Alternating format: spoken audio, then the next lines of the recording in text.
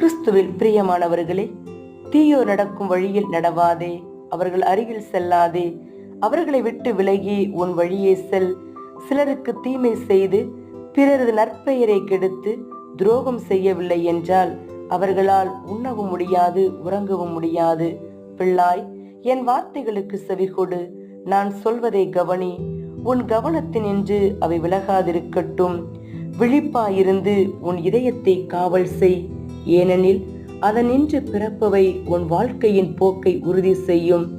நாணயமற்ற பேச்சு உன் வாயில் வரக்கூடாது, வஞ்சகச் சொல் உன் வாயில் எழக்கூடாது. உன் கண்கள் நேரே பார்க்கட்டும், எதிரே இருப்பதில் உன் பார்வையை செலுத்து. நேர்மையான பாதையில் நட, அப்பொழுது உன் போக்கு இடரற்றதாயிருக்கும். வலப்புறமோ இடப்புறமோ திரும்பாதே, தீமையின் பக்கம் காலெடுத்து வை.